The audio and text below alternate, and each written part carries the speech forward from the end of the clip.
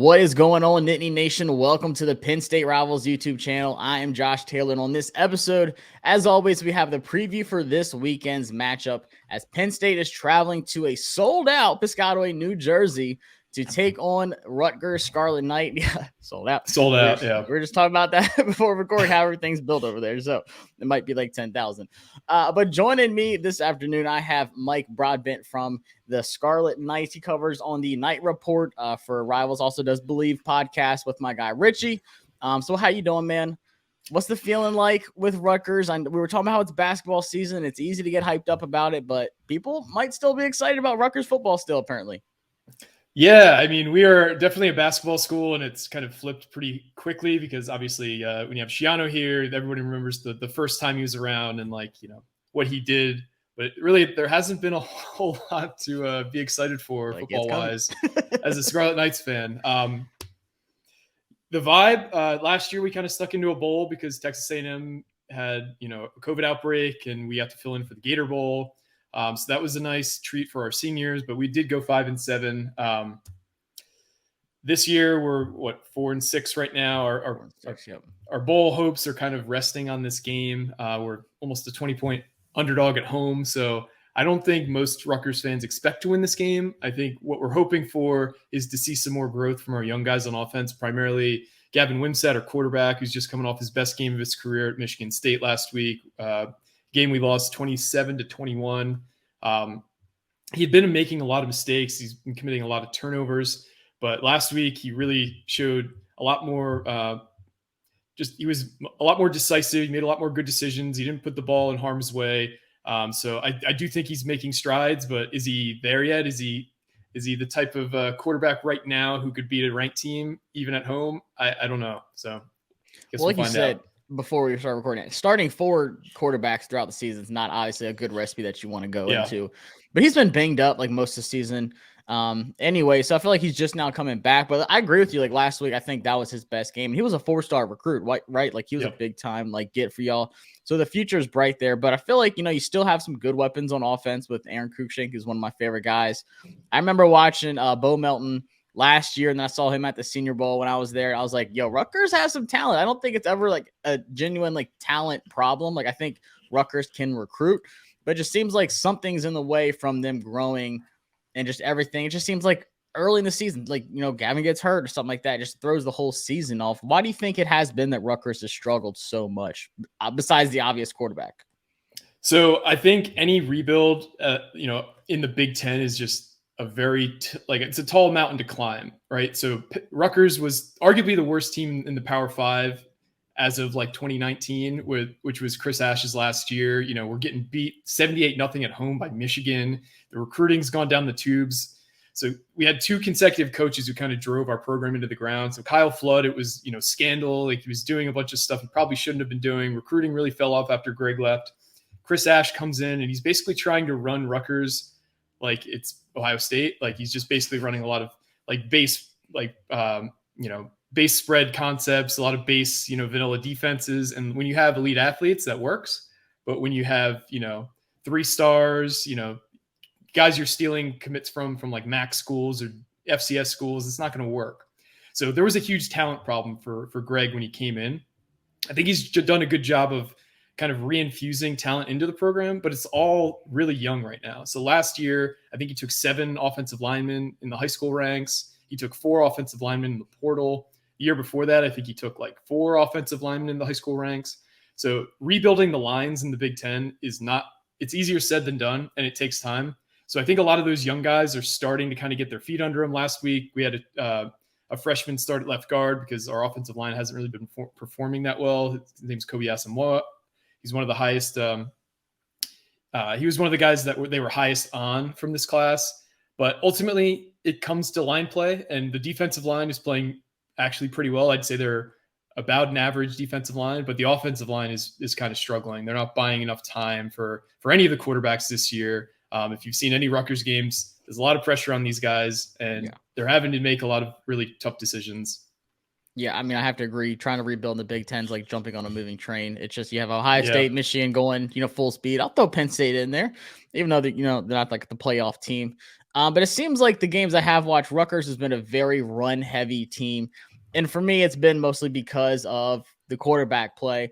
But do you see, Gavin, obviously the last 3 weeks, he's gotten better each week. Do you think that's kind of changing now to where Rutgers is trying to find more balance in the passing game and getting the ball into, Cruikshank's hands and something other than end arounds and like, hey, here's the ball, go run and try to make something happen?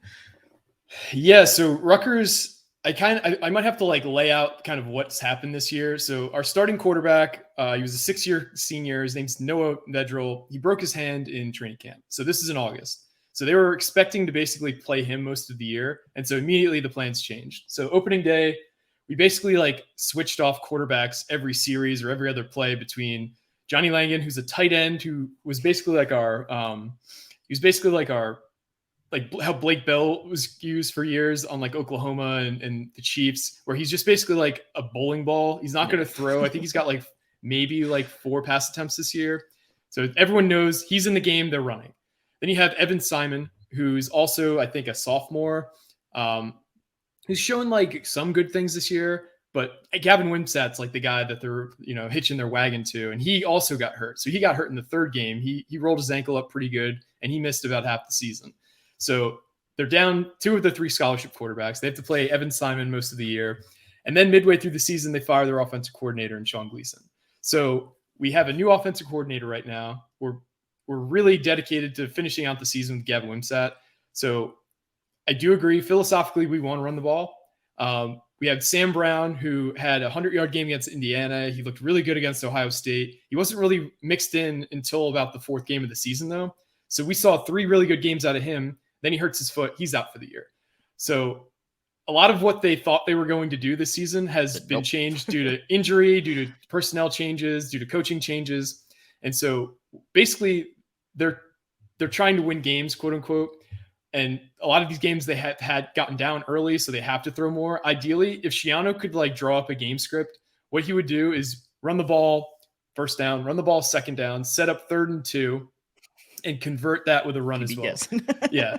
And so he doesn't want to throw. He wants to kind of, play this like old school downhill, Big Ten tough defense, Big Ten style offense. I don't foresee that being the way Rutgers can play in the Big Ten because, we face Penn State, Ohio State, and Michigan every year. And those are 3 games that since we've joined the Big Ten, we've won one of those games.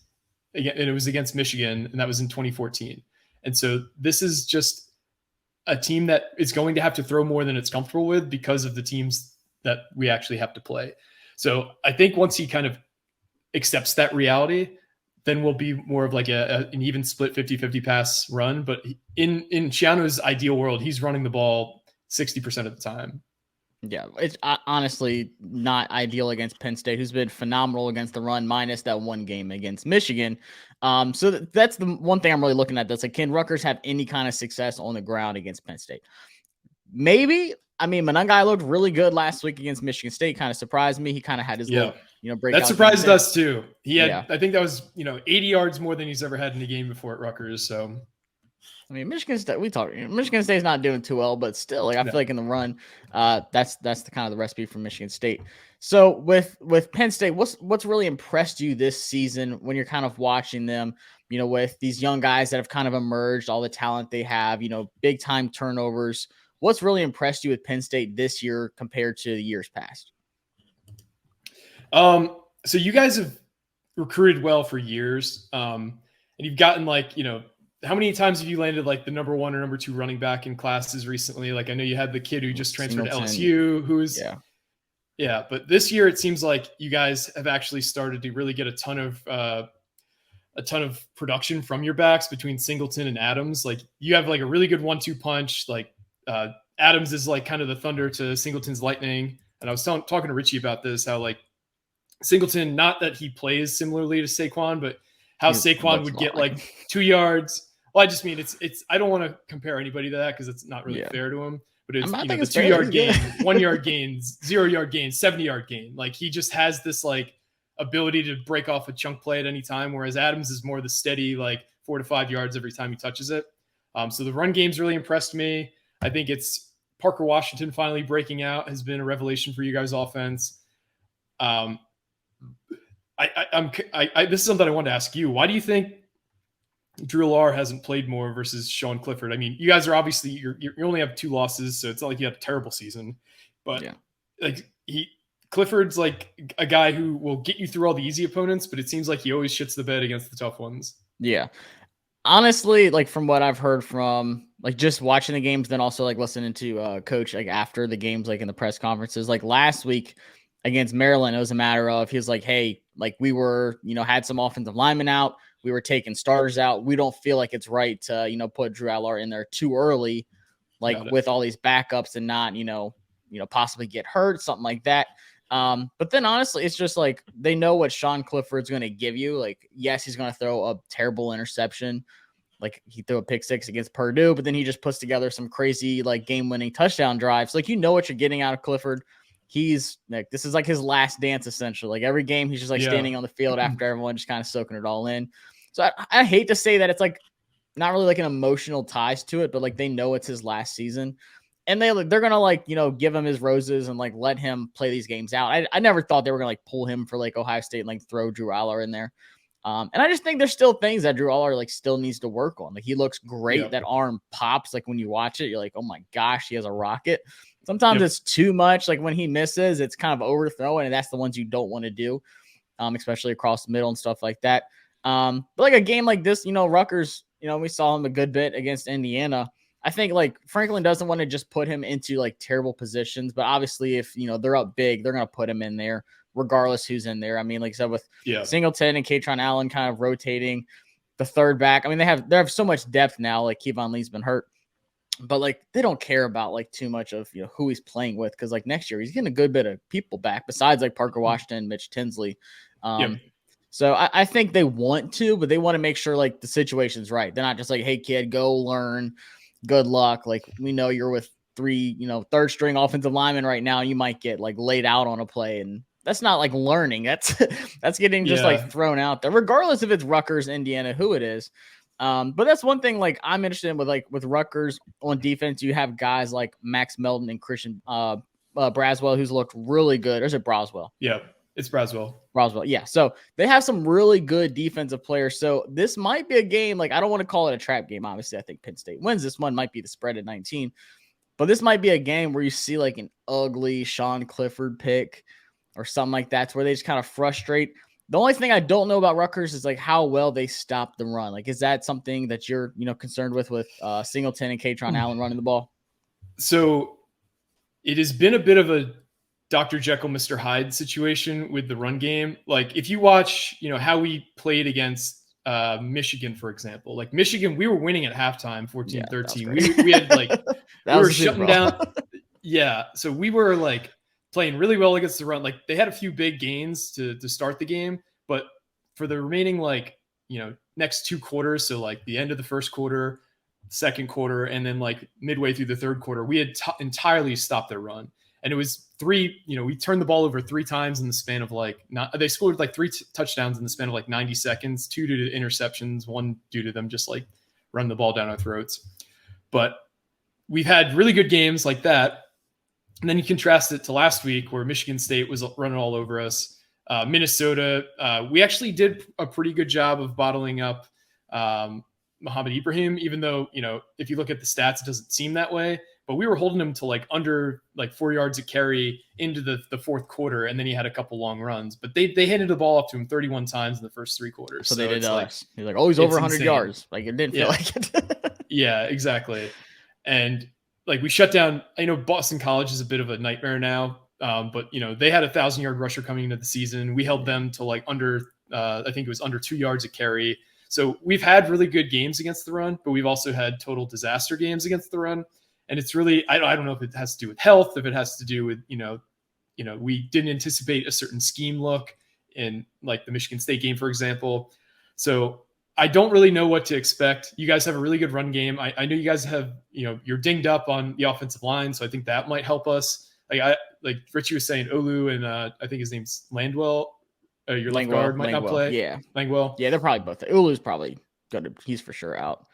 I mean, he's like a 19-year-old top 20 pick right now projected. Yeah, I don't think he's going out, but Yeah, you were asking things that impressed me about Penn State. I think part of it was your guys' breakout players this year between Olu and Abdul Carter and Chop Robinson. Like, you guys have a lot of young guys who have just kind of like supernova this year and become like really high level players, like first round pick level players in the NFL draft. You guys, everybody knew about Joey Porter Jr. As being a potential first round pick, but I think you've had like 3 or 4 other guys who are just like, holy shit, who is this guy? Yeah, like Langwell's projected top 25 next year, so. Yeah, if you follow recruiting rankings, it's one thing, but the national guys who are just like, Penn State's got some dudes. It's like, yeah, if you would have followed, that guy's a 5-star. Everybody knew he was going to be a dude, and that's what I mean by that. The way I look at it, I think this is a game where Penn State would cover the 19 points. If there's one kind of underdog, under the radar guy who's maybe not appreciated by like the media for Rutgers, that could have a big time moment or two in this game, who was like your one underdog in this game? That's a good question. So I'm going to point to somebody that like nobody's talking about, like that's not like a top 100 ranked player at their PFF position. Someone who's just been like making plays this year that's not getting the credit they deserve. So there's a guy named Robert Longerbeam who's our one of our starting cornerbacks, who he started the season really hot, and last year he had some really flash plays, but he's been kind of quiet this year. I don't know if it's due to injuries, but I do think that if we do make this game close, it's because we take advantage of opportunistic situations like, an errant pass or a tip pass. So I do think we're going to need our corners to really step up and play the best game of the season. So if we're looking for a guy who could be like an unsung hero, I'm going to point to Robert Longerbeam, but we do have 3 really good corners in Braswell and Max Melton, like you mentioned. Yeah, our secondary overall is a little underrated, as is our defensive line. Aaron Lewis has been really good this year. He's probably been our best player on defense. He's a guy who is going to get some NFL draft hype this offseason, even though he's only a redshirt sophomore. Wesley Bailey is another defensive end who's had his by far best season. Our linebackers are really thin, though. We really only have 2 guys we play. We just line up in like a base nickel set. And one of them has been dinged up, so we might be down a linebacker. So I think if you guys were to just like dominate us, you're going to carve us up over the middle of the field and end in the run game. So that's kind of how I see this game getting out of hand, is if you guys have a few good tight ends too, between like Strange and a couple other guys who Richie was talking about. Yeah, I mean, Clifford loves his tight ends. Theo Johnson, Brenton Strange, Tyler Warren's like that fullback tight end kind of guy. So that's definitely something to watch. If you're looking at this game on Sunday morning, the headline comes out, maybe a score prediction, but what do you think the main headline says after this game? For up there in Rutgers, what are they saying? I think the headline will be something along the lines of like, Rutgers shines early but falls to Penn State 38 to like 17 or something like that. Because I do think that Rutgers, it's senior day. They have a new offensive coordinator, and he's kind of slowly integrating more and more of what he wants to do into the offense. I do think that this game won't be like a blowout from the start. Like, I think we'll hang with you guys for a bit, but ultimately, I think your run game is going to be overwhelming for us over 4 quarters. I don't think we have the horses to keep up with you guys on either side of the ball, but I do think it'll be somewhat close early in the game. I don't think we'll be winning at halftime like we were against Michigan, but I don't see this as a blowout from the first whistle. Okay. They were saying that about Indiana, and look what happened. So I saw Scott Van Pelt. He was like, I don't know about this one with the line with the 19. He was like, it is a Big Ten game. You never know.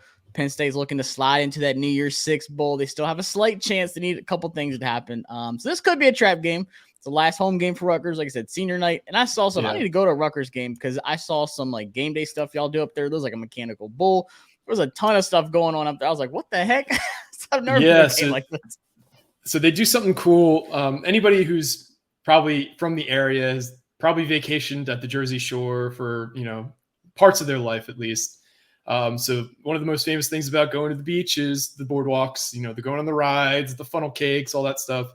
So what they've done is they've taken like this main road that leads to the stadium. It's always been closed for game day, but now they've put like all sorts of rides and all sorts of different like food vendors and food trucks. And Rutgers kind of like it messes up a lot of things less recently than they have historically, but this has been like a resounding success. Like everybody loves the idea of the Scarlet Boardwalk. So that's been like really cool for us to see, just because sometimes you just don't want to cook your tailgate. Sometimes you don't have enough room, so you can just go to the food truck right there. And kids love it. I mean, I don't have any kids, but parents have like raved about having something for their kids to do now other than like dodge drunk people in the parking lot. So yeah, that's been a cool little add-on for the tailgating scene there. So for all the Penn State folks heading up to New Jersey, seems like a good little game day experience going up there. So Mike Broadbent from the Night Report, appreciate you stopping by, talking about this Rutgers game. Good luck, and we'll see if Rutgers can keep it close. I think it'll be a good one, but I appreciate you taking some time out and coming on the show. Yeah, of course, man. Thanks for having me. Hopefully it's a good, clean game this weekend. And no peanut butter and jelly sandwiches get thrown. Nobody beats each other up in the tunnel. Nothing like that. Oh, no. I don't expect that out of Rutgers. Awesome. So we will see y'all this weekend after the game for a recap video here on the Penn State Rivals YouTube channel.